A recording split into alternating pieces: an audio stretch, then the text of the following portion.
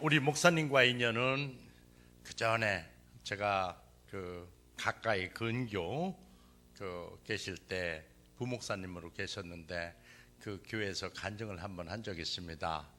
근데 목사님께서 그 간증 내용을 다 기억을 하고 계시더라고요.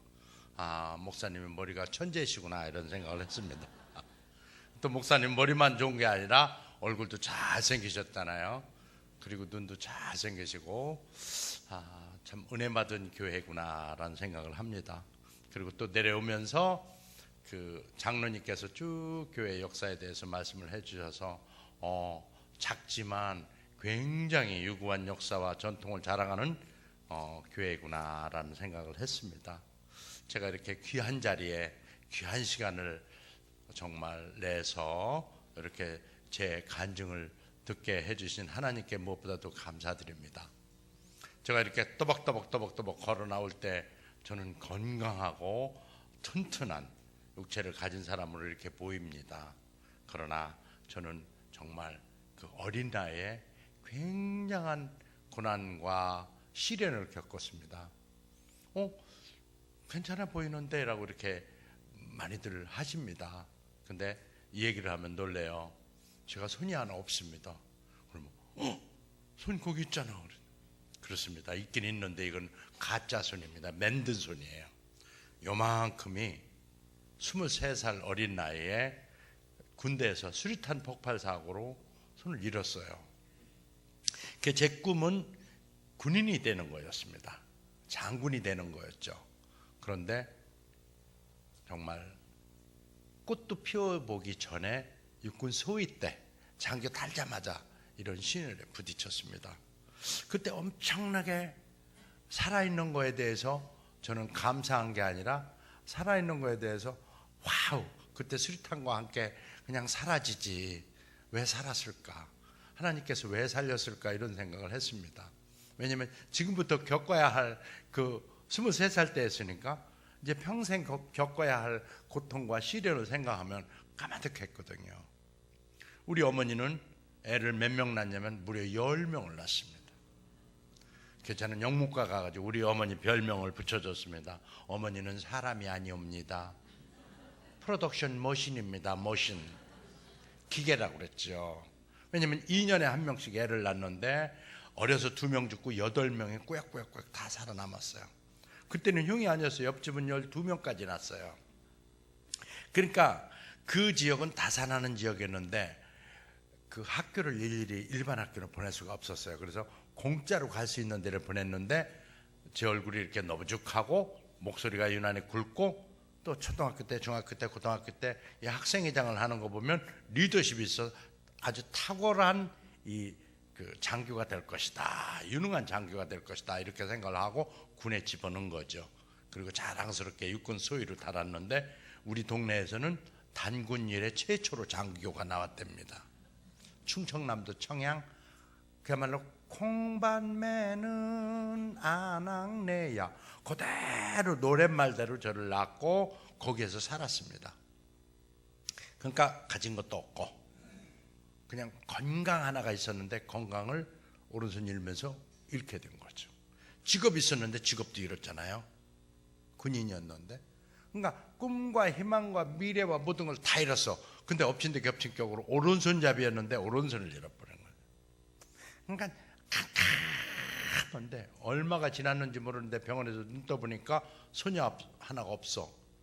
첫 번째 생각은 와, 하나님 감사합니다, 저를 살려주셨군요 라고 생각을 했던 게 정직하게 말해서 첫 번째지만, 바로 몇 분 안 지나가지고 와우, 왜 살리셨지, 그냥 가는 게 난데 두 손 가지고 먹고 살기 힘든 세상에 한 손 가지고 어찌 살라고, 이런 생각이 들었습니다.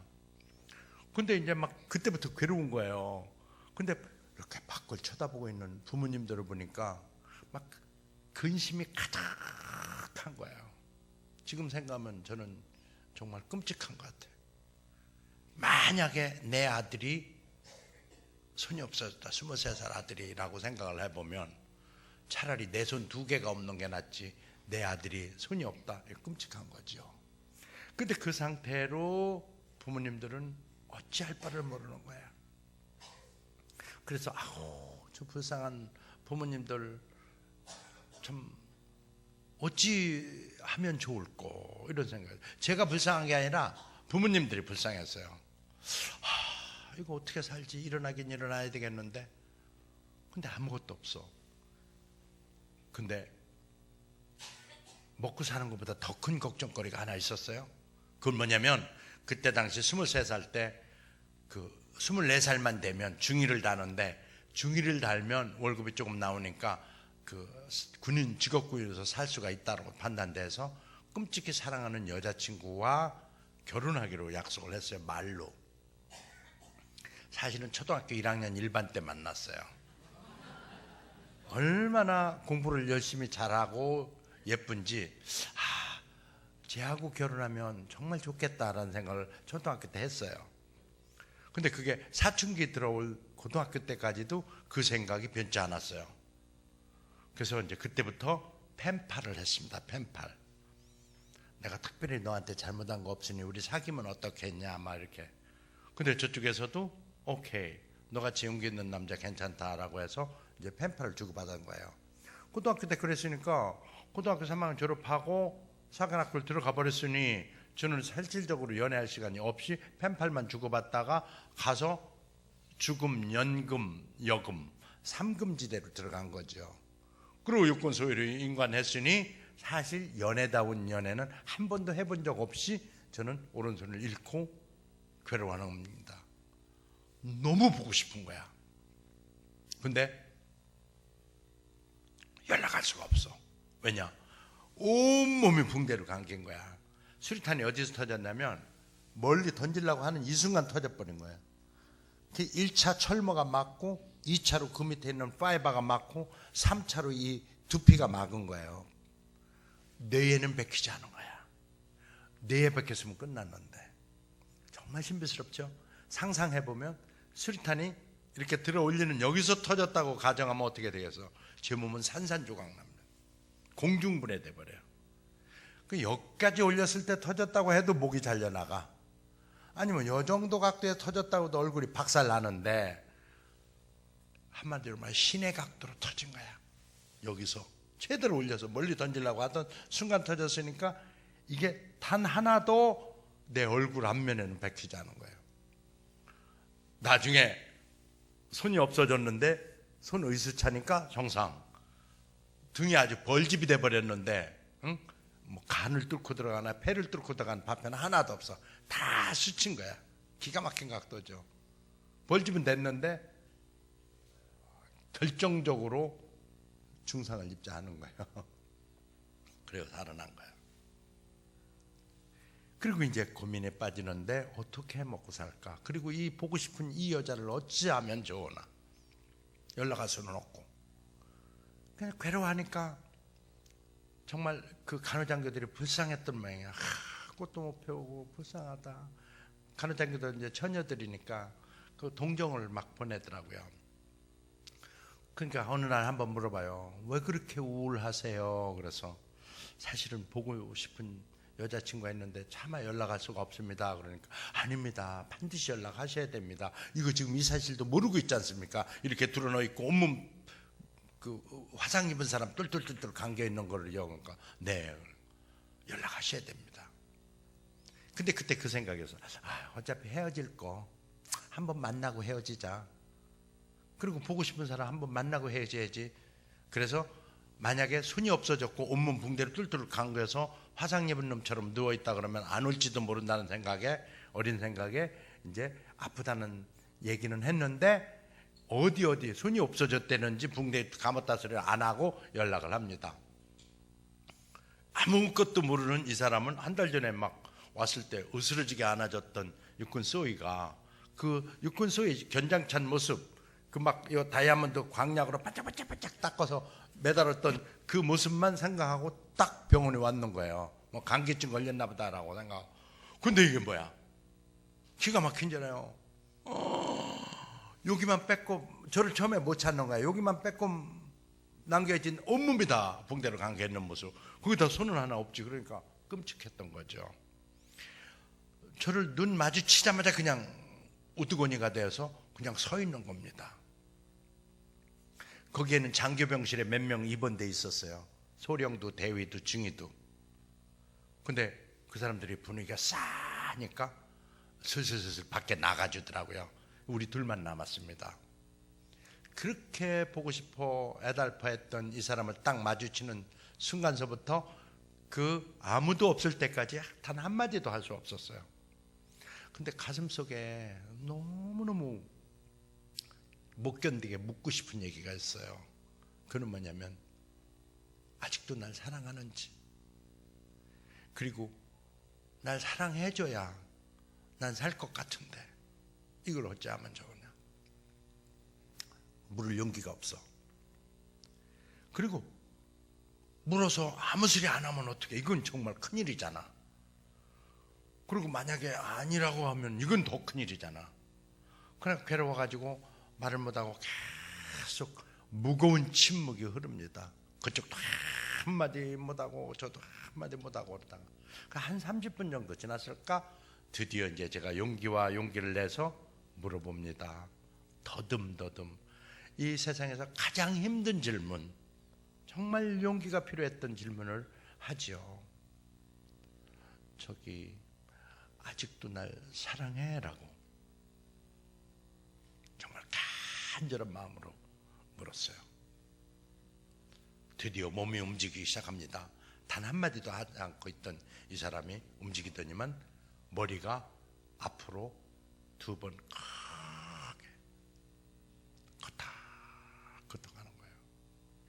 저는 그 두 번 고개 끄덕임에 세상을 다 얻은 것 같은, 그보다 더 큰 거, 표현이 더 클 수 있다면 그 더 큰 표현으로 저는 정말 기쁨이 충만했습니다.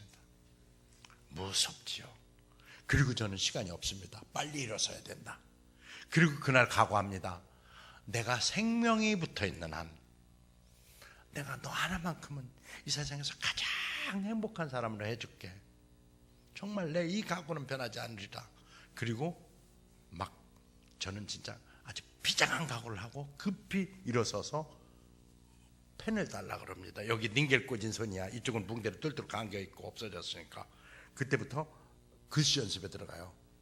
글씨가 이 오른쪽 밖으로 쓰는데 저는 손이 없었는데 왼 안으로 쓰는 거예요. 이게 이쪽으로 써지도 않아. 그냥 삐뚤빼뚤 이제 그래도 그려지기는 하는 거예요. 희망은 있다. 희망은 있다라고 생각하는 거죠.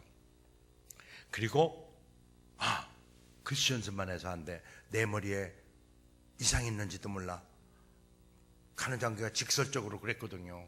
언제 죽을지 모르니까 미리 할 얘기 다 해놓으라고. 왜냐하면 파편이 시간이 갈수록 안으로 들어가는 게 있다는 거예요. 몸 안으로 계속 파고 들어가는 게. 어떤 거 기어 나온대요. 근데 나중에 조사해 보니까 제 파편은 기어 나오는 거래요. 이물질을 뱉어내는 거. 근데 이제 간호장교는 그런 걸 모르니까 이제 할 얘기 있으면 다 해놓고 죽는 게 좋다고 얘기를 한 거예요. 역시 장교다운 얘기야. 저는 이제 진짜 정말 감사하게도 몰랐는데, 한 번도 그런 질문을 해본 적이 없는데, 왜냐면 저는 전통적으로 불교 집안에서 태어났고 이 사람은 4대째 모태신앙이었던 거예요. 저는 그런 걸 전혀 몰랐죠. 그리고 그런 얘기를 나눌 시간도 없었던 거예요. 긴 얘기 짧게 결론부터 얘기하면 크리스찬 아내를 얻는 거는 정말 얼마나 큰 행운인가, 이런 생각을 평생 하면서 삽니다. 그리고 이 사람은 매일 기도를 합니다. 매일 성경을 읽고 매일 기도를 합니다. 저 잘 되라고. 그러면서 저는 병원 생활에서 글씨 연습을 하고, 머리가 이상했는가 책을 펴보라고 그래. 영어도 펴보라고 그래. 영어를 펴면서 영어를 읽어볼 때 머리가 이상 없다는 거 알면서 깨달은 게, 손이 없으니 입으로 살아야 되겠다. 그럼 입으로 살려면 뭘 직업을 선택해야 될까? 영문과 교수를 하자. 왜냐? 영문과 교수는 손이 하나 있으니 책을 들 수 있고, 또 필요하면 책 놓고 한 개씩 쓰면 될 거 아니야. 연습해서. 이 아이디어가 나온 거예요. 그래서 그때부터 영어를 다 외우기 시작해. 싹쓸이다. 놀랍게도 영어가 3번 읽으면 다 외워지는 거예요. 긴 문장도. 이상하다. 내 머리가 이렇게 좋은 사람이 아닌데 왜 이렇게 머리가 좋아졌을까? 이 파편 맞아서 머리가 좋아졌나 이거? 좋을 이유가 없는데 그게 아니야. 집중하게 됐고 몰입하게 됐고 목표가 뚜렷이 서 있는 거죠. 나는 영문과를 가야 하는 이유가 확실한 거야. 왜? 이 세상에서 가장 행복하게 이 사람을 만들어 주려면, 그리고 내가 A 아니면 B가 아니야, 이거 아니면 죽음일 수도 있어 라는 생각에 몰입하고 집중해서 경희대학교 영문과에 2학년으로 편입학을 합니다. 근데 혼자 밥을 하니까, 혼자 넥타이 매려니까 할 수가 없어. 뭐 지금은 잘하지만 그때 당시는 아무것도 할 수 없다고 생각한 거야. 그래서 우리 결혼하면 어떻겠냐 그랬더니만은 우리 여자친구는 바로 오케이 했어. 그런데 장인어른이 난리가 난 거야. 무슨 소리야. 두 손 가지고 먹고 살기 힘든 세상이야. 한 손 가지고 어찌 먹고 산단 말이야. 말도 안 되는 소리 하지 마. 너 봤지 않느냐? 사인군인 놈들 이 오른손에 갈구리 차고 막걸리 처먹고 매일 행패 부리고 막 유리창 깨고 하는 거 봤잖아요. 저놈도 그놈이다. 절대로 안 된다. 그러니까 이제 우리 아내가, 지금의 우리 아내죠, 설득을 합니다. 아버님, 저는 저 사람 오른손을 사랑한 게 아니에요. 저 사람 온 정신, 몸 다 사랑했어요. 그리고 저 사람 없으면 안 됩니다. 그리고 특히 저 사람은 제가 없으면 안 됩니다. 그리고 이 상태에서 저를 뺏어가는 건 저 사람 인생을 뺏어가는 거나 똑같습니다. 아버님 결혼하게 해주세요. 막 이렇게 애원합니다. 얘야 정신 차리거라. 두 손 가지고도 힘든 세상인데 한 손 가지고 어떻게 한단 말이야.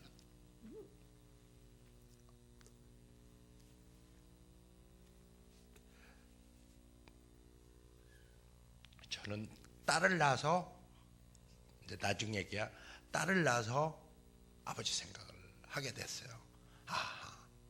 이 양반이 진짜 엄청나게 고통스러웠겠구나.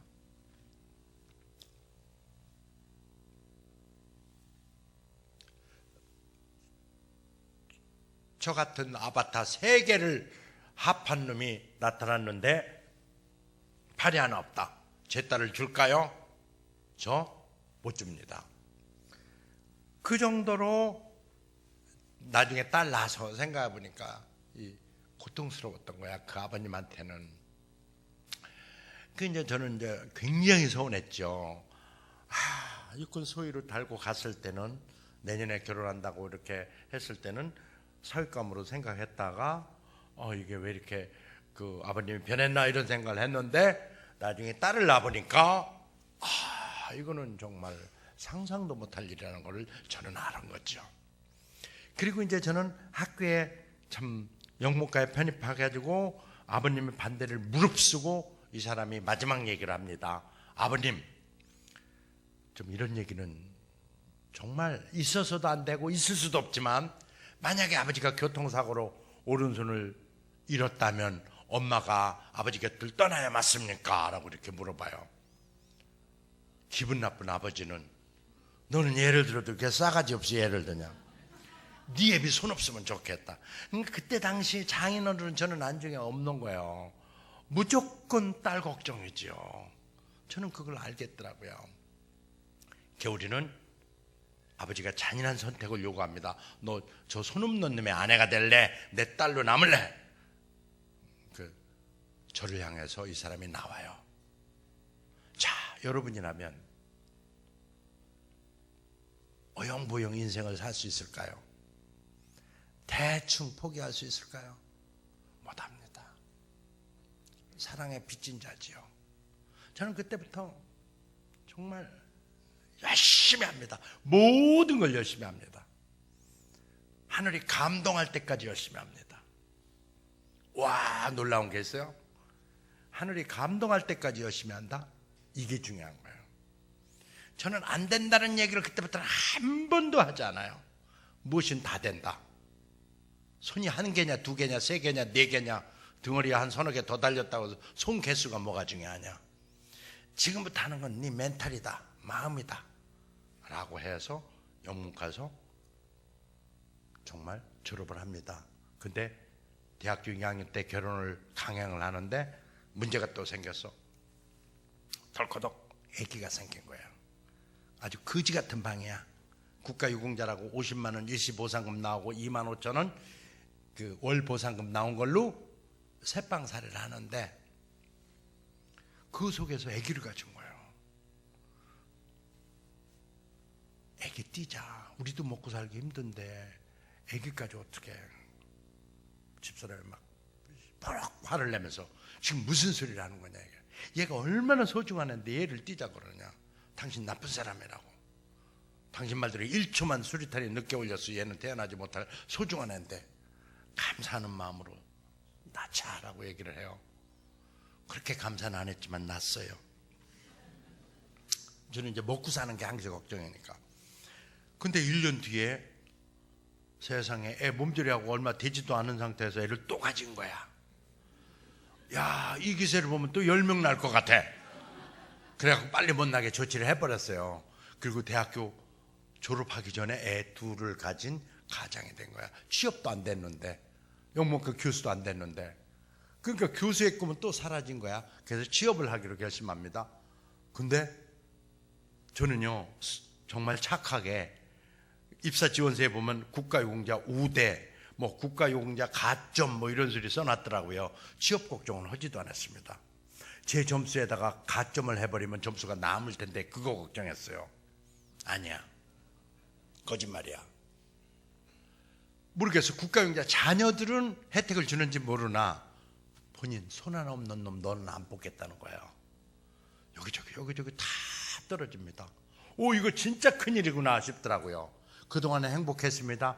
비가 오고 거지 같은 방이라도 행복했습니다. 왜? 내 사랑하는 여자가 옆에 있으니까. 그리고 라면 끓여 먹어도 행복했습니다. 왜? 내가 사랑하는 여자가 있으니까. 그리고 희망이 있으니까. 너무너무 행복했는데 졸업할 때쯤 불행하기 시작한 거예요. 와, 이거 큰일 났다.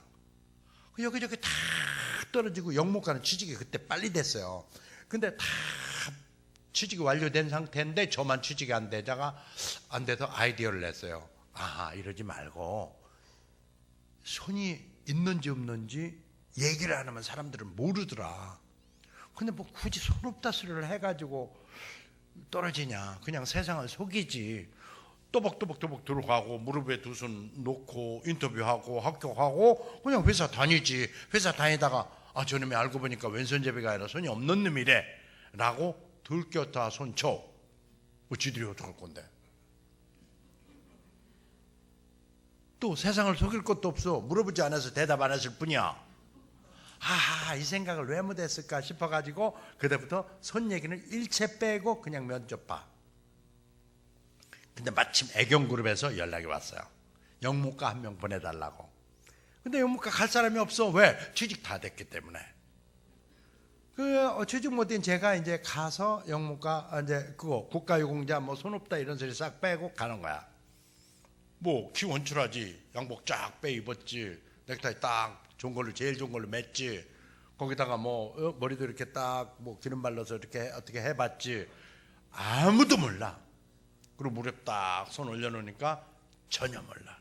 들어갈 때도 몰라, 앉을 때도 몰라, 앉았어도 몰라. 그래. 근데 한 면접관이 서류를 이렇게 계속 보는 거야. 서류 계속 보면서 저를 보고 서류 보면서 보고 눈치가 좀 이상해. 면접관 7명이 앉았는데 한 사람이 유난히 그래. 이렇게 보고 이러고 막 이렇게 헛덩거리고 저 양반 왜 저러나. 근데 갑자기 묻는 거야. 조소환 씨, 네 학생 맞습니까? 그래서 예, 맞습니다. 아직 졸업 안 했습니다. 내년 2월 졸업입니다.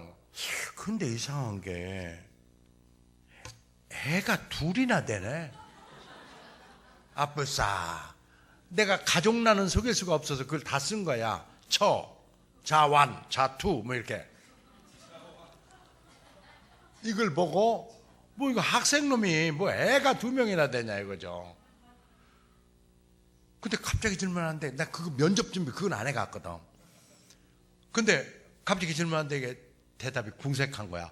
거짓말 하려니까 거짓말도 연습이 필요하더라고. 전혀 거짓말 생각 안 나. 진실밖에는. 할 수 없이 얘기를 합니다. 사실은 육군 서울 때 조금 다쳐서 일찍 나왔고 혼자 생활하기 힘들어서 사랑한 사람과 바로 결혼했는데 막 그 해 바로 결혼하자마자 애가 털커덕 생겼고 그 이듬해 또 생겨가지고 애를 그냥 2명 낳았는데 애가 업무 지장 주나요? 그러니까 아니다. 애가 업무에 지장 줄 리가 없다. 근데 뭐 때문에 학생이 애를 그렇게 뻘떡뻘떡 낳았는지 궁금했다. 죄송합니다. 애를 빨리 낳아서. 아니 그게 아니고 어디가 다쳤냐? 조금 다쳤다고 그랬는데 그러니까 예, 손이 좀 다쳤습니다. 그러니까 이렇게 손을 쳐다보면서 왜 손 괜찮구만? 예, 괜찮아 보이긴 하는데요. 사실은 이 손이 의수입니다. 만든 손이에요. 헉, 그 손이 의수예요? 그동안은 그 질문한 사람뿐만 아니라 질문 안 하고 쳐다보고만 있던 사람들이 전부 다 내 오른손만 쳐다보고 있는 거야. 어떤 사람은 고개를 갸우뚱갸우뚱하면서 까딱하면 속을 뻔했네 뭐 이런 표정이야. 어떤 사람은 야, 저 손 똑같이 생겼다 뭐 이런 표정이고. 표정은 약간씩 다르지만 중요한 건 면접이 중단됐어. 더 이상 묻지를 않아. 뭐 물어야 대답할 거 아니야. 안 물어. 손만 쳐다보고 있는 거야. 지금이야 이렇게 여유 있게 웃으면서 얘기하지만 그때 당시 그 어린애는 얼마나 그 자석이 가시방석이었겠어요. 그다음에 그 분위기가 계속 지니까 이상하게 생각했던 가운데 앉아 계신 여성분이 후덕하게 생긴 여성분이 조서환 씨, 네 그랬더니만은 아주 굉장히 불쌍한 표정을 지면서 부모님은 살아계신가요? 막 이렇게 물어봐요. 난 기분 나쁘게 뭐 손 없는 사람 부모도 없어야 되나 왜 부모님을 물어봐? 예, 살아계십니다. 어디에 살아계신가요? 충청남도 청양 칠갑산 밑에 살아계십니다. 아이고 그러시군요. 부모님 모시고 가서 편안히 사세요. 이게 무슨 소리야? 면접 보도 말고 면접은 안 보고 나보고 집에 가서 애보라는 소리 아니에요. 이거 너는 이제 빨리빨리 이렇게 돌아가는 거죠. 그래도 한참 침묵이 오르다 겨우 한 소리가 어머님 모시고 가서 편히 살라고 그러니까 저는 당황해서 예? 그랬더니만은 아이고 일어나 보세요. 일어났어? 일어났더니만 아이고 나가 보세요. 이런 기가 막힌. 그래서 또 터벅터벅 나갑니다. 단 한 번도 그런 생각을 해보지 않은 저는 그날 살아야 되느냐를 진지하게 저한테 묻습니다. 너 왜 살아야 되는데? 산다고 치자. 너 뭐 할 건데? 너 임마 아무도 안 받아. 뭐 때문에 사냐? 그리고 산다고 해도 너 엄청나게 고생해. 그리고 비빌 언덕도 없잖아. 뭘 살아? 이게 저한테 질문 한 번도 해본 적이 없는데 제가 대답을 못하고 있어. 이 질문에 대답을 못하면 그냥 가버리는 거예요. 대개가. 그건 절대 그 질문을 하면 안 돼. 근데 저는 최초로 그 질문을 했어. 그때 마침 인천에서 지금 애경 백화점 거기가 그대로 구로역. 근데 인천에서 그 회기역 경희대 앞에까지 가는 그 전철이 쫙 하면 들어서 그때 생각난 게 전철역까지 오면 팍 뛰어내려서 죽어버리겠다는 생각을 순간 합니다. 그 생각하자마자 누군가 뒤통수를 빵 때리면서 깜짝 놀랐더니 보니까 너 이 시계 무슨 생각을 하고 있어? 이 무기력한 놈, 이 무능한 놈, 이 무책임한 놈 같으니라고. 너 하나 편하다고 이 나쁜 새끼야. 죽으려면 진작 죽던지 왜 애는 둘 퍼질러 내놓고 죽어. 그리고 그 천사와 같은 네 아내 어떡할 건데? 머리가 쬐빗어. 와, 내가 순간 무슨 생각을 했는가? 그 전철이 이미 그 생각하고 있는데 쫙 들어서서 입을 딱 벌리고 타래. 꼭 악마가 입 벌린 것 같아. 안 탔어. 입을 닫고 가더라고요. 그 위에다가 전철표를 확 던져버리고 뒤돌아서 뛰는데 저도 모르게 어디로 뛰냐면 바로 면접 장소로 다시 뛰고 있는 거예요. 막 경비가 막고 막 비서실에서 막는데 막 축구 선수가 골키퍼를 향해서 가듯이 막 뛰어갑니다. 제발 부탁입니다. 꼭 드려야 됩니다. 아주 중요한 얘기입니다. 이 말씀 꼭 드려야 됩니다. 들어가게 해주세요. 막 사정하니까 물론 수모도 얼마나 급하면 이렇게 뛰어왔겠습니까? 이 사람은 손 다친지 모르고 잠깐만 기다려봐. 불쌍했던지 막 진지하게 얘기를 하니까 똑똑똑똑 두드려. 신입사원 중에 한 명이 급히 중요한 얘기가 있다는데 뛰어왔는데 이거 어떡할까요? 누군데? 모르겠어요. 들어보내봐. 딱 들어가니까 얼굴 빨갛지, 숨을 허덕이지. 표정들이 뭐냐면 이거 아까 그 새끼 아니야 이거? 뭐 그 표정이야. 이 새끼 왜 왔지? 아, 밖에 나가서 소주 한 병 처먹고 와가지고 속상하니까 행패 부리러 왔나 보다. 이런 표정이야. 그게 일단 아니라는 걸 표시하기 위해서 손을 딱 모으고 머리를 숙였어. 그리고 저는 전투 의지가 없음을 빨리 표명했죠. 여러분, 꼭 드릴 말씀이 있습니다. 잠시면 됩니다. 조금만 얘기하게 해주세요. 우선 앉혀놔야 행패 안 부릴 것 같은가 봐. 거기 앉아라. 앉았어. 앉았는데 여전히 이렇게 약간 두려운 표정이야. 숨 막 참으면서, 여러분, 저는 깡패 노릇하다가 오른손 잘린 사람이 아닙니다. 여러분, 저는 교통사고로 오른손 다친 사람이 아니에요. 저는 나라와 민족 내 결을 위해서 기꺼이 내 손을 희생한 자랑스러운 국가유공자입니다. 그러기에 여러분은 국가유공자를 우대한다고 그랬고 국가유공자를 가점해 준다고 그랬습니다. 그런데 여러분은 국가유공자라는 사실이 확인된 즉시 면접을 중단시켰고 저를 즉석에서 면접조차 기회를 주지 않고 퇴장 통보하셨습니다. 여러분 압니다. 두 손 가진 거. 저도 얼마 전까지 두 손이 있었지요. 그러나 두 손 가졌다고 동시에 양쪽으로 펜 잡고 동시에 양쪽으로 글씨 쓰는 사람 누가 있습니까? 다 한 손으로 쓰잖아요. 저도 한 손으로 쓰고 여러분도 한 손으로 써요. 다만 저는 왼손으로 쓰고 여러분은 오른손으로 씁니다. 뭐가 다릅니까? 그리고 일을 머리로 하지 누가 손으로 합니까? 물론 저한테 물건 날르는 일을 시킨다면 불편할 겁니다.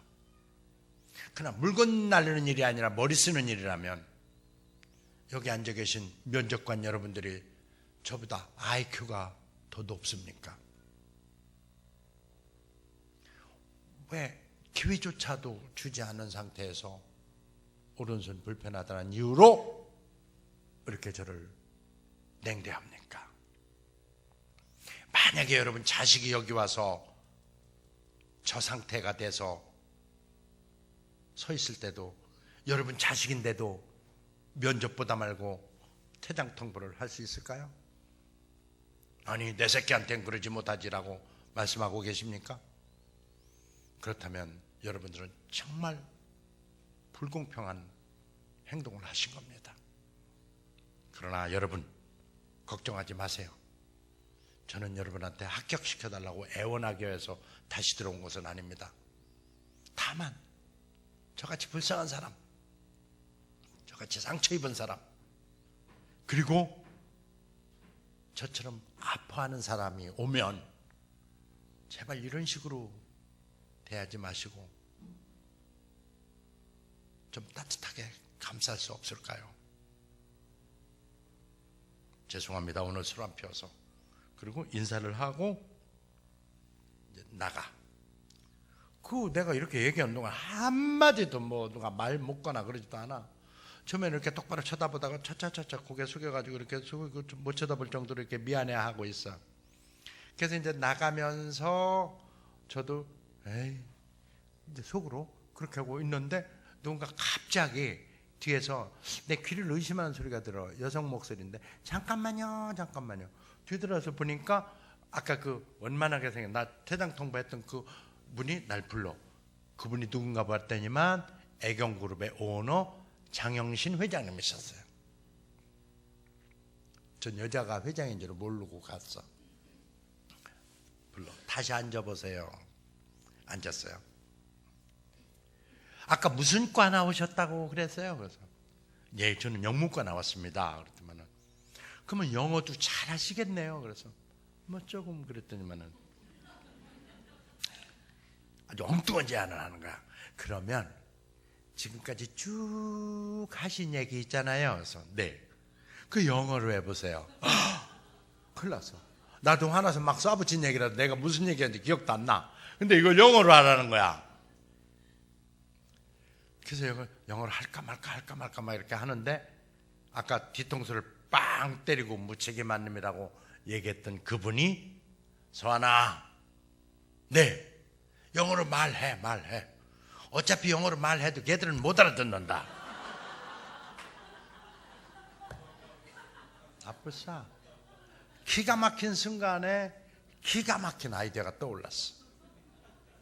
그리고 제가 결혼해서 영문과를 갔기 때문에 또 학생회장 출신이고 그때 당시도 학생회장을 하고 있었어. 대학교에서. 제가 영어는 유창하게 했던 사람이에요. 말 잘하고. 그래서 어차피 못 알아듣는 사람들이니까 제가 생각나는 대로 어차피 못 알아들으니까 막 얘기를 했어. 그리고 막 얘기를 하면서 이렇게 표정들을 살펴보니까 진짜 대부분 못 알아듣는 것 같긴 하더라. 근데 가운데 앉으신 그분은 알아들었는지 얼굴이 아까 막 냉정했거든. 막 아니 불쌍해 이러면서 내보냈는데 그 표정이 아니라 그 어머니와 같은 인자한 표정이 있어요. 그러면서 알았어요. 이제 그만하세요. 나 혼자 뽑는 건 아니니까. 그리고 그 이튿날 오후 5시 반 전보가 와. 근데 그 전보에는 뭐라고 쓰였느냐? 애경 입사를 진심으로 축하합니다 라고 쓰여 있었어요.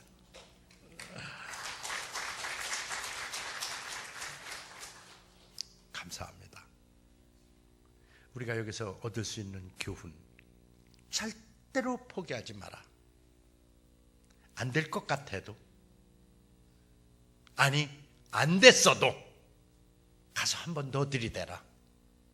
들이대보고 또 들이대봐서 그때서 안 되면 그때 포기해도 늦지 않은데 난 떨어졌어. 그리고 들이대봐야 소용없어 라고 하고 포기를 해버리면, 아니면 전철로 뛰어내렸다면 어머니 아버지 가슴에 대못을 하나씩 박아놓고 이쪽 나머지 가슴에 또 대못을 박아야 하는데, 애경 입사에 저는 성공을 함으로써 에브리바디 해피하게 만드는 거예요. 왜? 다시 한번 들이댄 것이 저는 위대한 제 철학이 된 겁니다. 그때부터 저는 정말 위대한 철학이 된 거예요. 그래서 그때부터는 무조건 안 된다고 안 하고 모든 일에 들이대는 거야. 들이대고 또 들이대, 안 되면 또 들이대, 한 서너 번 들이대봐. 근데 막 들이대다 보면은 안 되는 거야. 안 돼서 뒤돌아서 오는데 세상에 여기에 금노다지가 있었어. 그래서 이걸 주워 갖고 부자가 된 거야. 갈라디아서 6장 9절에 이렇게 나와. 우리가 선을 행하되 낙심하지 말지니 포기하지 아니하면 때가 이름에 거두리라. 그렇습니다. 어찌 이렇게 몇천 년 전 쓴 성경이 오늘날 우리 생활하고 똑같이 예언을 하셨는지 기가 막히다고 생각이 됩니다.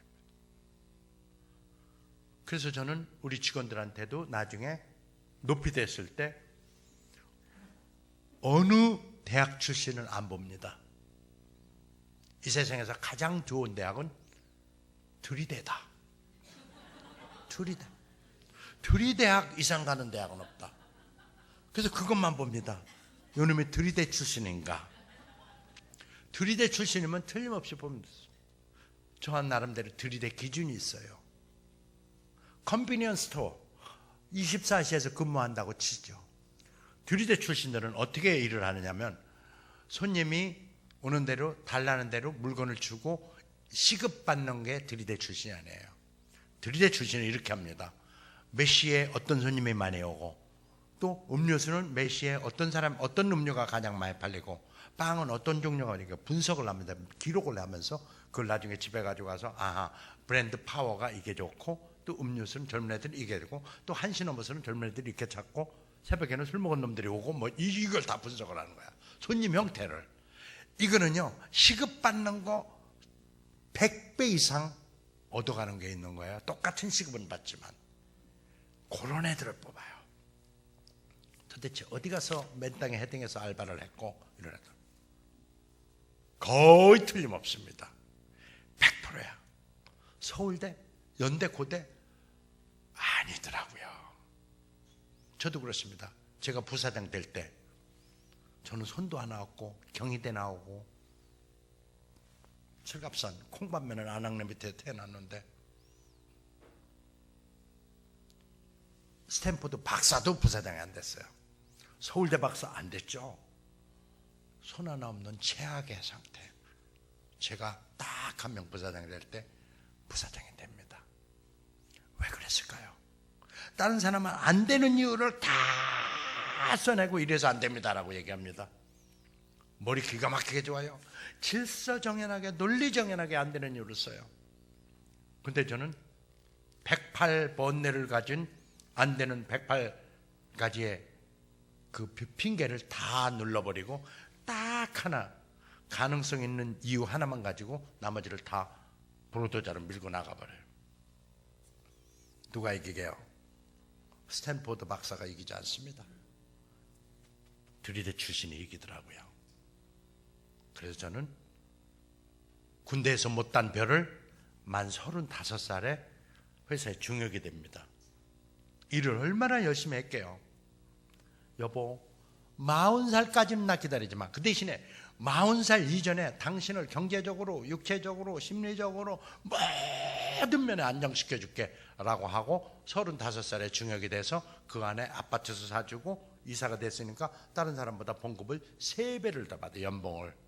그리고 차도 주고 비서도 주고 다 주는. 그러면 정말 평민이 양반 노릇을 하는 거죠. 그리고 그 잘된 모습을 장인어른을 모시고 싶었어요. 집 방에다가 비서 앞에 놓고 회사에서 주는 차 타고 장인어른을 모셨어. 이게 진짜 자네 방인가? 예 아버님. 그리고 장인어른 오시기 전에 그 몇백만 원을 뚫뚫뚫뚫 말아 갖고 있어서 신문지에다가. 그때 마침 우리 비서 보경이가 이화여대 영문과 나온 애가 들어왔어. 아버님 차로 드릴까요? 커피를 드릴까요? 먼저 이거 묻는데 누군가? 예, 제 비서입니다. 아이고 예쁘게도 상했네. 잘 좀 도와주시게. 네 아버님. 이제 차 가지러 갔어. 그때 이제 신문지에 뚫뚫뚫뚫 마른 돈 뭉치를 이렇게 아버님 이거 그러니까 이게 뭔가 신문지에 뚫뚫뚫 말아 있으니까 소고기인 줄 알았나 봐. 이렇게 펴보더니 막 몇백만 원 뚜뚜뚜뚜 떨으니까 아니 웬 돈이 이렇게 많나? 그래서 아버님 매달 이렇게 탑니다. 정말인가? 그렇습니다. 그러니 이제 경호기 걱정 전혀 하지 마십시오. 집 한 채 샀는데요 조금만 더 하면 한 채 더 삽니다. 그때는 집값도 엄청 쌌어. 목동 아파트 저 좋은 데가 105만 원밖에 안 했어. 그리고 저는 애경에서 정말 승승장구합니다. 샴푸 할인수가 하나로 샴푸. 치약 2080 치약. 화장은 할 때보다 지우는 거 중요해요. 포인트. 마르컬레르 파리. 다 해치는 거야. 돈을 아주 괄키로 긁어다가 회장님 드렸지. 회장님은 저를 뽑은 것을 절대로 후회하지 않았을 거예요. 떼돈을 갖다 벌어주니까. 회장님이 해줄 수 있는 게 뭐예요? 진급을 시키는 일이야. 진급을 시켜야 월급이 올라가니까 저는 특진을 엄청나게 많이 했습니다. 어떤 때는 1년에 한 번도 하고요. 어떤 때는 2개월에도 한 번 했습니다. 그리고 이제 회장님이 정치로 들어간대요. 그래서 회장님 정치는 절대로 해서는 안 됩니다. 그러니까 아이고 권노갑 하나갑 매일 전화와. 회장님 권노갑이고 하나갑이고 그 갑갑한 놈들입니다. 경영인을 갖다가 정치하라고 하면은 큰일 납니다. 보셨지 않습니까? 정주영 회장, 김석원 회장, 김우중 회장 다 망쳐들었지 않습니까? 가시면 안 됩니다. 그럼 가시는 거야. 회장님 저 회사 관두겠습니다. 아니 나 없을 때 오히려 직원 관리하고 잘 해야지. 아닙니다. 저는 정치하는 회사 문 있습니다. 그때 마침 정말 월급 최고로 많이 주는 KTF에서 연락이 왔어. 이동통신회사가 제일 월급을 많이 줬거든. 그때 마케팅 전략실장으로 연락이 왔어. 100대 1을 경쟁을 뚫고 제가 들어갑니다. 정말 하나님 은혜예요. 그분이 누구냐? 지금 그 CGN TV라고 저 온누리구에서 하는 그 기독교 방송 거기에 회장님이 이용경 회장님이 KTF의 사장님이시죠. 저는 지나고 보니까 구비구비 하나님 은혜를 너무 받고 사는 거예요. 근데 어리석은 저는 60살까지 그걸 못 깨달은 거야. 아, 내가 비록 손은 없지만 능력이 대단한 사람이다라고 생각한 거야. 그걸 깨닫는데 왜 이렇게 오래 걸렸는지 몰라요. 하나님의 존재는 알고 있지만 제가 한 줄 알았어, 제 능력으로. 근데 중국 가서 KTF 통합이 되면서 저는 사상 최대 실적을 냈는데 5조 하던 회사를 8조 5천을 만들어놓은 저를 KTF 통합되면서 저를 잘라버렸어.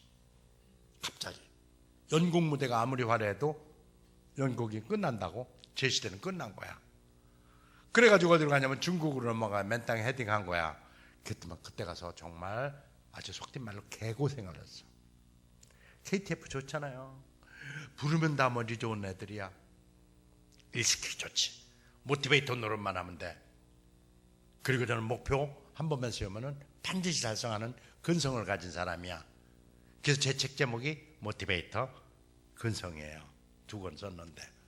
그래서 저는 그런 생각을 해요.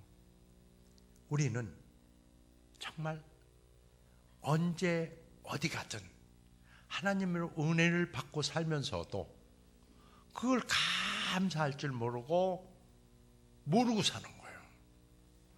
그러다가 아주 심한 고통을 받을 때 그때서 깨닫는 거야. 아하, 이게 하나님의 은혜였다는 걸 왜 몰랐을까?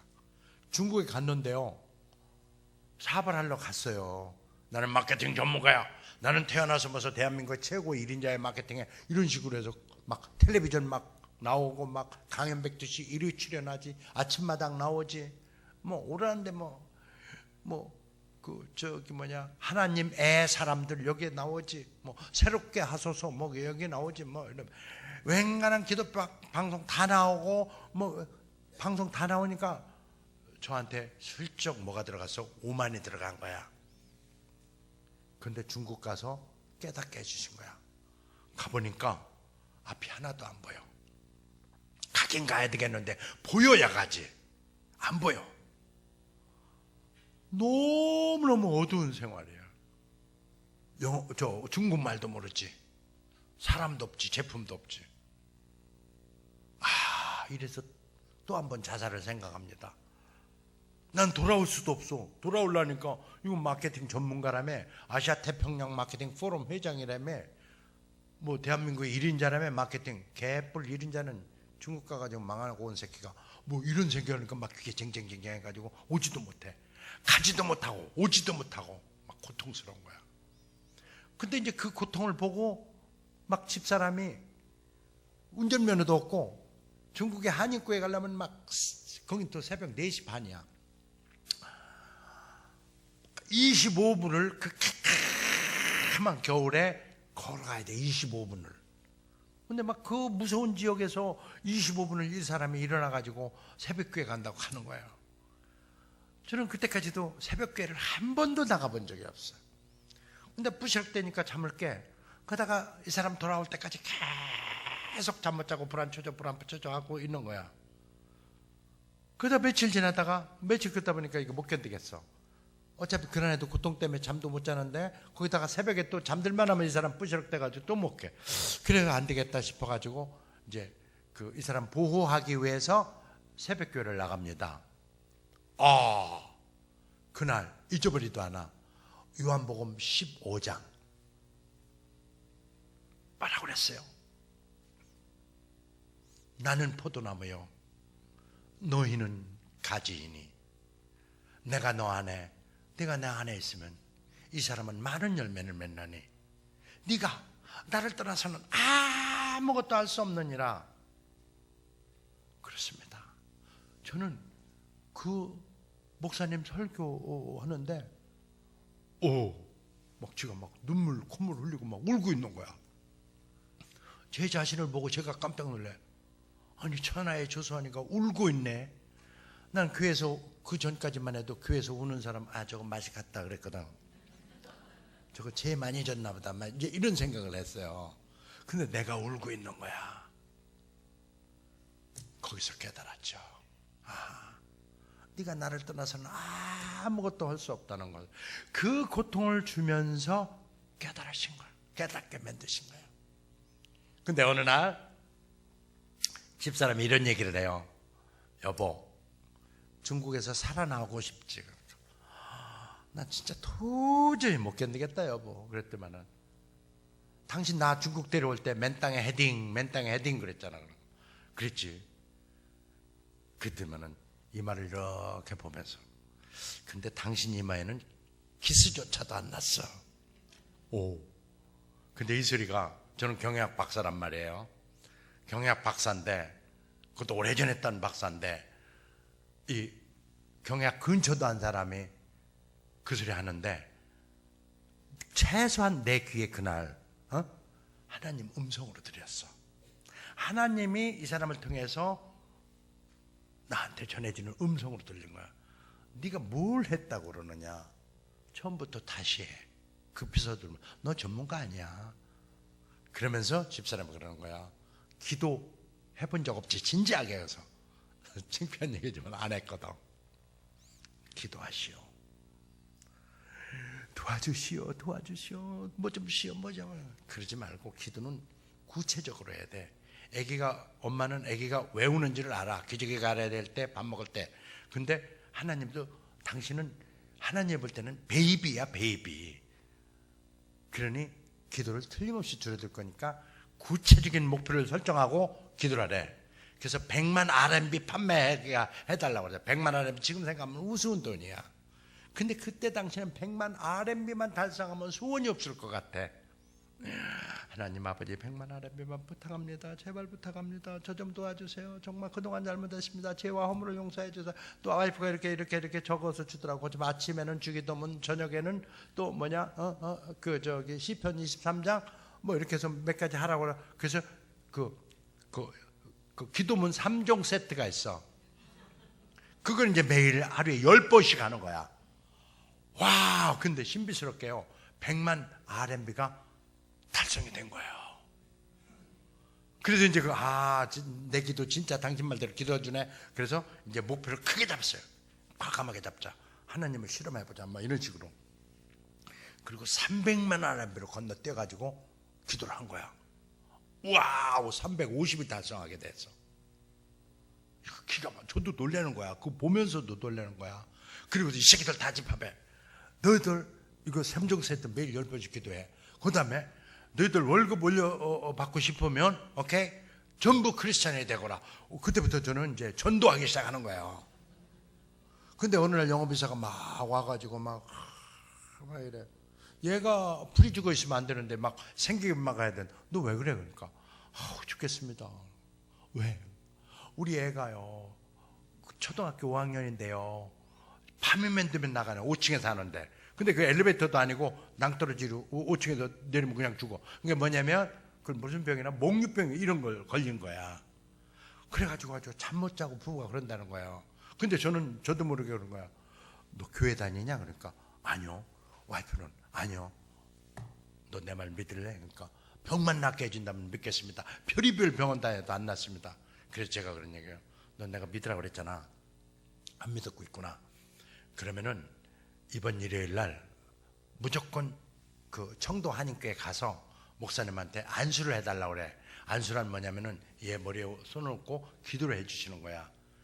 그리고 병마야 물러갈지어라 물러갈지어라 물러갈지어라 주의 보혈로 싹쓸이 나을지어라 이렇게 하실 거야. 그러면 아마도 신비스럽게 나을 거야 라고. 에이 사단, 오호 너 믿어봐야 본전이잖아 이 새끼야. 가서 한번 해봐. 근데 갈 데가 없으니까 더 이상 통할 데도 없고 가서 목사님이 진짜 제가 얘기한 대로 그렇게 하신 거야. 기적이 일어납니다. 열흘도 안 됐는데 싹 나버렸어. 이거 거짓말 같은 간증이에요. 저는 그때 하나님의 힘이 얼마나 위대한지를 알았습니다. 그리고 저는 정말 그다음부터는 믿음이 누구보다도 강해서 우리 교회에서 전도를 제일 잘하는 사람으로 됐어요. 올해만도 5명을 끌어왔어. 그리고 그런 얘기를 합니다. KT에서 퇴직한 사람들, 그리고 신한은에서 퇴직한 사람들, 머리는 다 좋은 사람들인데 뭐 62년생, 뭐 64년생 이런 사람들이 퇴직을 해서 목이 잘렸으니 갈 데가 없잖아. 잘리면 발 넓은 저한테 오는 거예요. 사람들이. 그 취직시켜달래. 조건이 있다. 제가 해줄게. 우리 교회 나올래? 그러니까 취직시켜주면 나간대. No. 나오면 취직시켜줄게. 그게 와요. 그리고 이 사람을 위해서 기도하기 시작합니다. 신비스러워. 나오게 한 지 3개월 만에 다 취직이 된 거야. 그것도 우연히 저 사장 자리에 한 번 뽑아주시오. 당신처럼 마케팅 잘하는 사람 뽑아주시오. 그래. 내 아바타를 하나 줄게. 딱. 그리고 경희대 총동문회, 거기 대통령이 동문이 경희대 출신이거든. 경희대 총동문회에서 막 치열해. 그 총동문회장 하겠다고 서로 안 하려고 하던 사람들이 막 나는 130억 낼게, 뭐 나는 13억 낼게, 막 이런 사람들. 근데 누가 됐느냐? 동문회장은 돈으로 살 수 없다. 실력가가 가야 된다는데 나하고 가장 친해지는 대한민국 회계사협회 회장 권혜영 회장이 딱 된 거야. 총동문회장으로 돈 안 듣고. 근데 이분이 대뜸 그러는 거야. 내 동문회장을 잘 성공적으로 할 딱 한 명을 네가 데리고 있었다면 가장 우수하고 머리 좋고 똑똑한 애를 추천해달라. 그분은 사랑의 교회 오정현 목사 밑에 장로님을 하고 계시거든. 그 추천해달래. 바로 얘를 추천했지. 또 하나를. 그랬더니만 세상에 이렇게 일 잘하는 사람이 없다는 거야. 그리고 얘가 언제 이렇게, 그러니까 얘는 성경도 많이 읽어요. 얼마 되지도 않았는데 3개월 만에 또 취직이 된 거야. 저는 이런 간증거리가 무지개 많아요. 정말 이거 시간 없어서 다 못해. 왜냐? 밤새야 되니까. 저도 또 서울 올라가야 되니까. 근데 구비 어떤 사람은 그래요. 불신자들은, 응? 크리스찬이 아닌 사람들은 넌 진짜 복도 많아. 아닙니다. 그냥 된 건 없습니다. 저는 골프를 잘 칩니다. 골프가 취미예요. 근데 어떻게 한 손으로 골프 치느냐?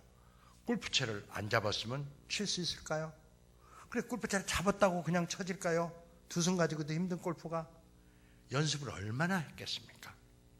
새벽에 한 번, 저녁에 한 번, 퇴근하고 배고프니까 밥 먹고 가서 한 번, 3번을 연습했죠.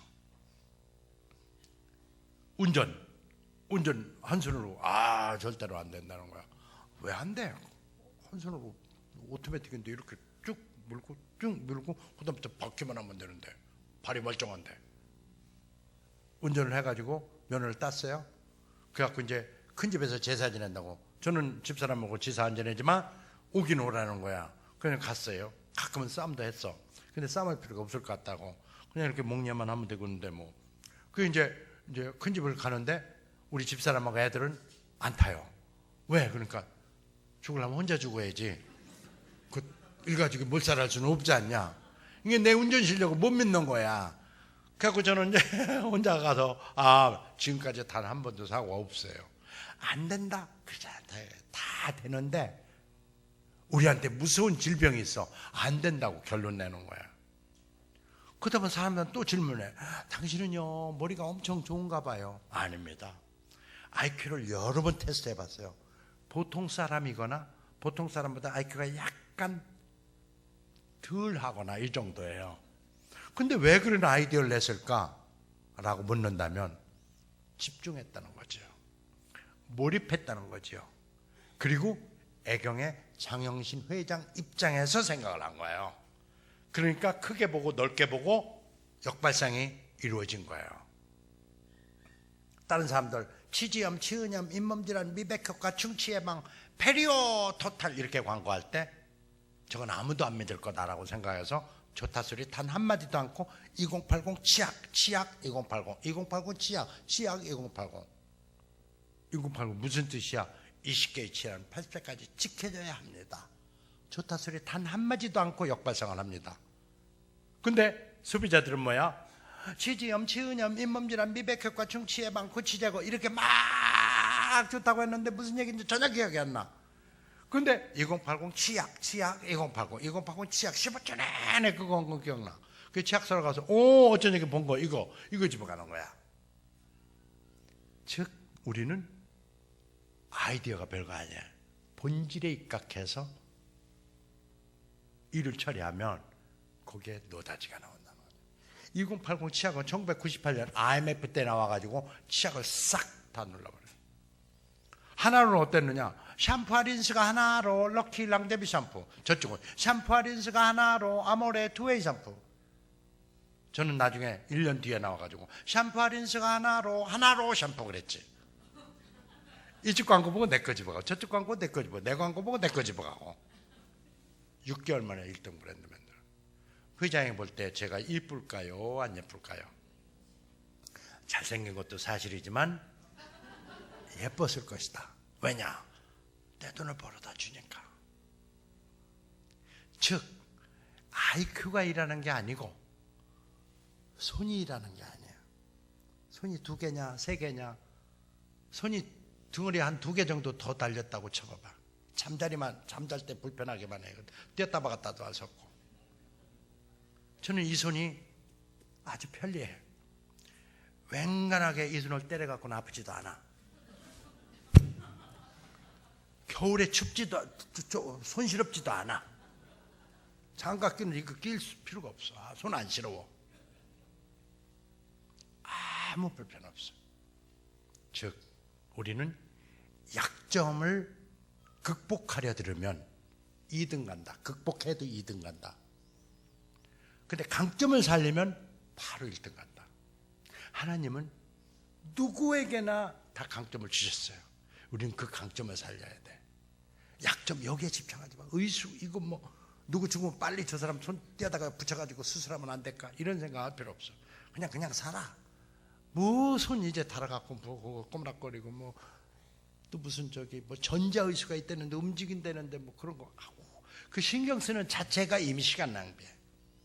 forget 약점은 잊어버릴 대상이지 극복 대상이나 보완 대상이 아니라는 거죠. 강점만 살려라. 이 얘기입니다.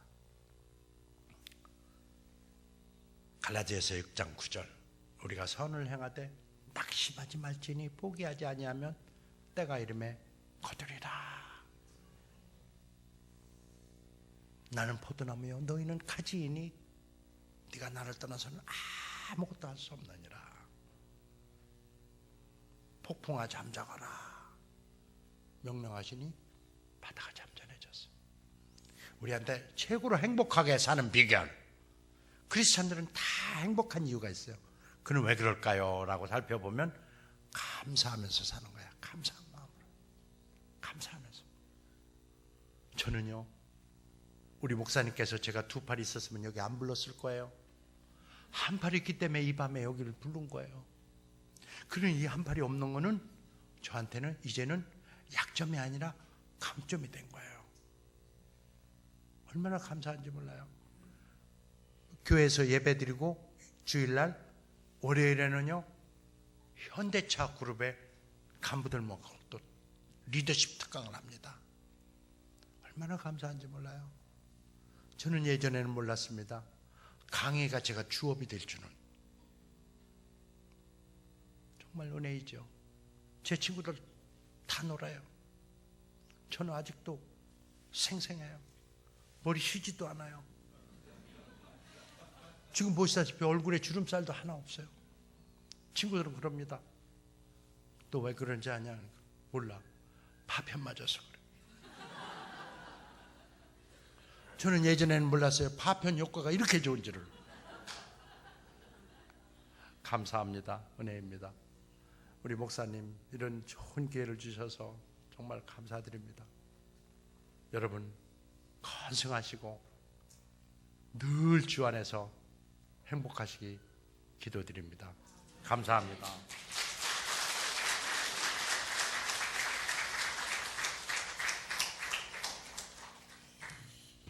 예, 너무 감사합니다.